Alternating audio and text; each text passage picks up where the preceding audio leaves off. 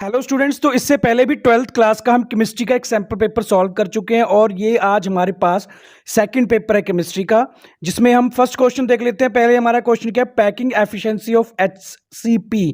ये A option 74% इसका answer आएगा। सेकंड है for a crystal with coordination number 6, जिसका कोऑर्डिनेशन नंबर 6 वो ऑक्टाहेड्रल यानी कि सी ऑप्शन सेकंड क्वेश्चन का आंसर आएगा। शॉर्ट की defect lower the density of the crystal, ये जो क्रिस्टल की डेंसिटी को लो कर देता है, तो ये फिलिप्स में आएगा। Unit cell of a crystal is defined as, तो इसकी डेफिनेशन है the unit cell is defined as the smallest repeated unit with the full crystal structure symmetry. तो ये हमारा फोर्थ क्वेश्चन जो एक डेफिनेशन था उसके अकॉर्डिंग आ गया। फिफ्थ क्वेश्चन में हमारे पास value of Henry constant, a option increase with the increase in temperature. Next question, which of the following is not a colligative property. तो इसमें वेपर प्रेशर है जो वो कॉलिगेटिव प्रॉपर्टी नहीं है, क्योंकि लोअरिंग इन वेपर प्रेशर है जो कॉलिगेटिव प्रॉपर्टी होता है। वेंटो फैक्टर अगर लेस देन 1 हो तो ये एसोसिएशन होगा, यानी कि ए ऑप्शन होगा हमारे सेवंथ क्वेश्चन के लिए। Eight question, constant boiling mixtures are called. तो एट क्वेश्चन के लिए कांस्टेंट बॉइलिंग मिक्सचर्स को हम एजियोट्रॉप्स बोलते हैं, तो ये एक फिलअप की तरह आ गया। नाइन्थ है मोलैरिटी ऑफ प्योर वाटर, तो ये तो हम जानते हैं 55.55, यानी कि ए option is the right answer. Tenth के लिए मोलैरिटी का फॉर्मूला अप्लाई करेंगे, नंबर ऑफ मोल्स को डिवाइड करेंगे, तो ए ऑप्शन 1.42 एम के इक्वल हमारा आंसर आ जाएगा। ऑक्सीडेशन स्टेट ऑफ आयरन की अगर हम कैलकुलेट करें तो +2 आएगी, तो ऑप्शन नंबर सी सही हो गया। ट्वेल्थ के लिए IUPAC नेम बी ऑप्शन है, टेट्रा कार्बोनाइल निकल 0, ये इसका आंसर हो जाएगा हमारे ट्वेल्थ क्वेश्चन के लिए। IUPAC name of this coordinating compound जो हमको दिया हुआ है। उसके बाद देख लेते हैं हम नेक्स्ट क्वेश्चन हमारा, question number 13, ethylene diamine is a example of. अब हम जानते हैं ये बाइडेंडेट या जिसको डाइडेंडेट भी बोलते हैं, बी ऑप्शन इसका राइट आंसर हो जाएगा। EDTA इज अ हेक्साडेंडेट, ये ट्रू है, ट्रू फॉल्स में ट्रू आ गया। 15th question, NH3 is prepared by Ostwald process, ये रॉन्ग है, फॉल्स है, क्योंकि ये हैबर्स प्रोसेस से बनता है। द बेसिसिटी ऑफ H3PO3 हमारे पास जो है 2 आएगी, A option is a right answer. NaCl5 does not exist due to, तो इसका ऑप्शन नंबर बी है, एब्सेंस ऑफ डी ऑर्बिटल्स के कारण ऐसा होता है। Noble gases belong to group number 17, true false में ये हमारे पास फॉल्स आएगा, क्योंकि नोबल गैसेस जो है वो 18 ग्रुप की होती है और 17 ग्रुप हैलोजन होता है। Which of the following is the highest bond angle, इसमें वाटर आंसर आएगा, B option is the right answer. NH3 act as a Lewis base, तो इसका बी ऑप्शन आएगा, presence of a lone pair of nitrogen. Unit of conductivity is, जो कि resistivity का reciprocal है, तो ohm inverse centimetre inverse, B option इसकी right है। फॉर्मूला ऑफ रस्ट इज, ये बहुत ही इजी है, Fe2O3.H2O के इक्वल हो गया ना। उसके बाद हमारा primary cell can be recharge, ये फॉल्स है। इसके बाद हमारे पास आ जाता है, read the passage and answer the following questions. A substance which alter the rate of chemical reaction without taking part itself in a reaction is called a catalyst, ये कैटलिस्ट का पैराग्राफ है। The phenomena of increasing the rate of reaction by catalyst is called positive catalysis. Positive catalysis increase the rate of reaction, negative catalysis decrease करेगा। तो first question है, how many type of catalyst, तो इसमें 2 हैं, positive and negative catalyst. इसके first question का answer, what are positive catalyst, तो ये एक पैराग्राफ में ही दिया हुआ है, positive catalyst increase the rate of reaction. और इसके बाद प्रमोटर्स क्या होते हैं, ये भी पैराग्राफ में, promoters are chemical that enhance the activity of catalyst. उसके बाद है what is the role of poisons, ये भी हमको पैराग्राफ का लास्ट में दिया हुआ है, जो डिक्रीज कर देता है कैटलिस्ट की एक्टिविटी को। और लास्ट क्वेश्चन, डिफाइन कैटलिस्ट, ये भी हमको पैराग्राफ में से ही मिल जाएगा, मतलब हमको अपने से कुछ भी लिखने की जरूरत नहीं है, पैराग्राफ में से ही हमको सारे क्वेश्चंस के आंसर मिल गए। An element occur in a BCC structure with edge length 288 picometer. Find the density of the element if the atomic mass is 51.7 unit के इक्वल। तो BCC स्ट्रक्चर हमको दी गई है, तो इसका मतलब Z की वैल्यू 2 है, इसमें एक कॉर्नर में होगा और एक बॉडी सेंटर में। तो A हमारे पास 288 पिकोमीटर, उसको हमने सेंटीमीटर में कन्वर्ट कर लिया, और फॉर्मूले में अगर हम वैल्यूज को सब्सिट्यूट करेंगे तो 7.46 ग्राम पर सेंटीमीटर क्यूब के इक्वल हमारा जो है आंसर आ जाएगा। नाउ नेक्स्ट क्वेश्चन है, write the difference between crystalline solid and amorphous solid. ये फर्स्ट पेपर में भी था हमारा, मतलब जो फर्स्ट आपका सैंपल पेपर था केमिस्ट्री का उसमें भी था। तो इसमें स्ट्रक्चर में constituent particles, atoms and ions, molecules arrange in regular manner, जबकि अमॉर्फस में रेगुलर मैनर में नहीं होते। इसके अलावा कंप्रेसिबिलिटी में रिजिड एंड इनकम्प्रेसिबल, और ये जो है कंप्रेस्ड होते हैं, हाँ, मेल्टिंग पॉइंट इनका हाई होता है। तो इसके 3 या 4 पॉइंट आप लिख सकते हो 2 मार्क्स के क्वेश्चन के लिए। अमॉर्फस एंड क्रिस्टलाइन में।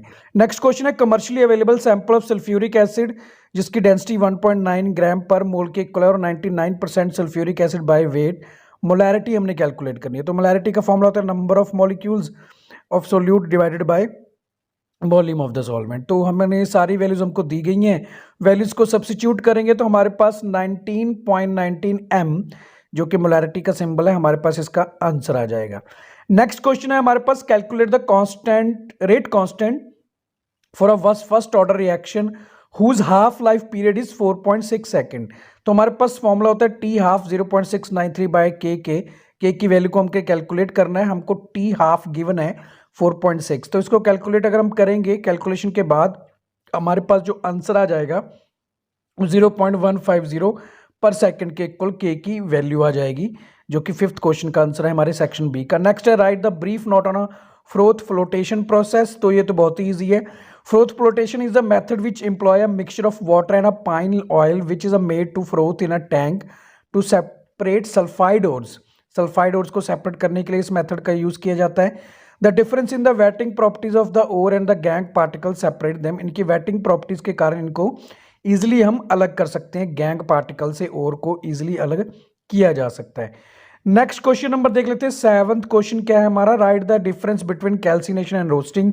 तो ये क्वेश्चन तो हमारा पिछले फर्स्ट पेपर में भी था, सैंपल पेपर में केमिस्ट्री के 12th क्लास के, तो ये रिपीट हो चुका है, यानी कि इंपॉर्टेंट क्वेश्चन है।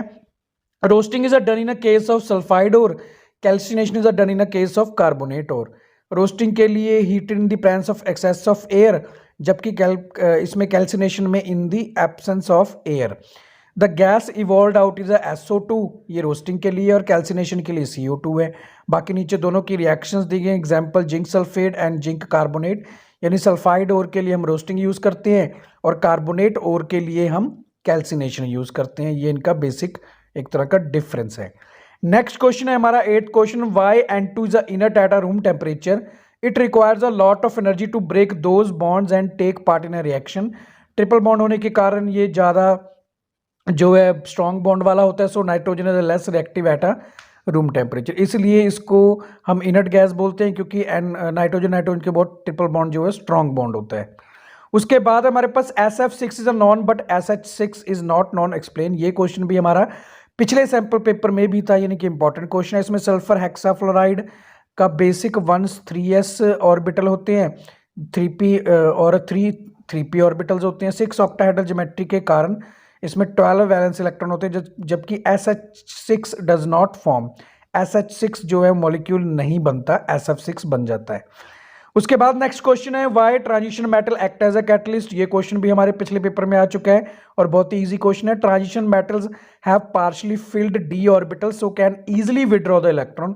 इनमें से इलेक्ट्रॉन निकालना बहुत ईजी हो जाता है। अगर ये इलेक्ट्रॉन दे सकते हैं तो they have tendency to show large number of oxidation states and ability to form complexes which makes them a good catalyst. मतलब कि ट्रांजिशन मेटल्स ही जो हैं वो अच्छे कैटलिस्ट का काम करते हैं।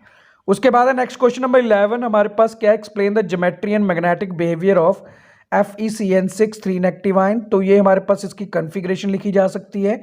आयरन इसका सेंट्रल एटम है, तो ये इसमें आप देख सकते हो +3 स्टेट होने के कारण 3 इलेक्ट्रॉन इसमें से चले जाते हैं और साइनाइड है जो 6 साइनाइड ऐड हो जाते हैं, तो D2sp3 इसकी हाइब्रिडाइजेशन बन जाती है और लोन पेयर होने के कारण इसका नेचर है जो वो पैरामैग्नेटिक आ जाता है। तो पहला क्वेश्चन है the electric resistance of a column of 0.05 m NaOH solution of radius 0.5 centimetre and the length 50 centimetre is 5.5 multiply 10⁻23 ओम। तो पहले हम इसकी रेजिस्टेंस कैलकुलेट करेंगे। रेजिस्टिविटी के बाद हम कंडक्टिविटी है जो रेजिस्टिविटी का रेसिप्रोकल होती है, तो हमारे पास कुछ ऐसा एक्सप्रेशन बन जाएगा जिसको आप आगे कैलकुलेट कर सकते हो और हमारा फाइनली जो है आंसर बन जाएगा। उसके बाद है next question, calculate the EMF of the cell 25 degree Celsius पे जिंक का हमको कंसंट्रेशन गिवन है, आयरन आयन और इसकी जो सेल कांस्टेंट की वैल्यूज गिवन है। तो हमारे पास पहले एक रिएक्शन है, देखिए यहाँ पे रिएक्शन दिखाई दे रही है, पहले हमने वो लिखनी है, इसको बैलेंस करके हमारे पास जो फॉर्मूला बनेगा उसमें वैल्यू सब्स्टिट्यूट करनी है हमने। E नॉट सेल की वैल्यू के बाद हमारे पास E सेल है जो 0.314 वोल्ट के इक्वल आ जाएगा, मतलब ईएमएफ ऑफ द सेल हमको पता चल जाएगा। उसके बाद भी नेक्स्ट भी न्यूमेरिकल है। First order reaction is a 15% completed in a 20 minute, how long will tell and 60% completion. तो इसमें n की वैल्यू 1 लेंगे क्योंकि हमारे पास फर्स्ट ऑर्डर रिएक्शन है। तो पहले हमने k कैलकुलेट किया जो राइट साइड में ब्लू आपको दिखाई दे रहा है, ब्लू कलर्स में 0.081 पर मिनट। अब इसके बाद जब हमने यहाँ पे 60% से कैलकुलेट करना है तो हमारे पास टाइम कैलकुलेट करना है अब हमने, जो कि 113.14 मिनट्स के इक्वल आ जाएगा। उसके बाद है 15th, draw shape of XEO F4 and right it's geometry. Right side में आप लेफ्ट साइड में देख सकते हो आप, यहाँ पे हमको एक ज्योमेट्री दिखाई गई है XEO F4 की। उसके बाद सेकंड पार्ट है इसका, all bonds in a PCl5 are not equal why. PCl5 यानी कि phosphorus pentachloride as a trigonal bipyramidal structure होती है इसके में, और DsP3 हाइब्रिडाइज्ड है ये। इसमें 2 क्लोरीन एटम लाइदा एक्सेल लाइन पे होते हैं और अदर 3 है जो वो इक्वेटोरियल प्लेन पे होते हैं, इसलिए इनके बॉन्ड लेंथ हैं जो वो डिफरेंट होते हैं। तो आप पिक्चर नीचे देख सकते हो, लेंथ भी इनकी दी गई है बॉन्ड लेंथ की। उसके बाद नेक्स्ट क्वेश्चन है, why transitional metals form a interstitial compounds. तो ये आपको देखिए लेफ्ट साइड में दिखाई दे रहा है, जो मतलब कि पर्पल कलर में डार्क किया हुआ है। The transitional metals form interstitial compound because there is a vacant space होने के कारण इंटरस्टिशियल कंपाउंड्स ये बनाते हैं। इसका सेकंड पार्ट है, व्हाई कॉपर एंड कलरलेस। तो इसके लिए भी नीचे देख सकते हो आप, लास्ट में लिखा है कलरलेस का क्या कारण है, इसकी कॉन्फ़िगरेशन ही होती है 3D9 होने के कारण जो है ये कलरलेस मिलेगा आपको। और जो लास्ट क्वेश्चन है, calculate the number of unpaired electrons, उसमें हमारे पास 3 अनपेयर्ड इलेक्ट्रॉन्स आएंगे इसमें। नेक्स्ट क्वेश्चन है, why is a lanthanide contraction, what is its causes. ये पहले भी आ चुका है, लेंथेनाइड कंट्रैक्शन क्या होती है। The study decrease in a size of the lanthanide ions with an increase in atomic number. इसका कारण क्या है, नीचे देख सकते हैं आप, डार्क ब्लैक में लिखा हुआ है। द F ब्लॉक एलिमेंट है lanthanide contraction, positive charge on nucleus rises by 1 unit, इसी के कारण जो है। इसका सेकंड पार्ट है, why do zirconium and hafnium show similar properties. तो ये सेम साइज होने के F शब्द डज नॉट नहीं होता इसमें, शील्डिंग इफेक्ट के कारण ऐसा होता है। ये था हमारा क्वेश्चन पेपर, सैम्पल पेपर जो हमने आज सॉल्व कर दिया पूरा। इससे पहले भी अगर आपने हमारी पुरानी वीडियो नहीं देखी है तो आप प्लेलिस्ट चेक कर सकते हो, या फिर मैं इस वीडियो के डिस्क्रिप्शन में भी उसका लिंक दे दूंगा। आप मेरे चैनल के साथ बने रहिए। अब आपके जो है जो डिफ़िकल्ट पेपर है वही अब आपके होने वाले हैं, क्योंकि ईजी पेपर आपके जो इंग्लिश वगैरह या फिर पंजाबी EVS वगैरह ख़त्म हो चुके हैं।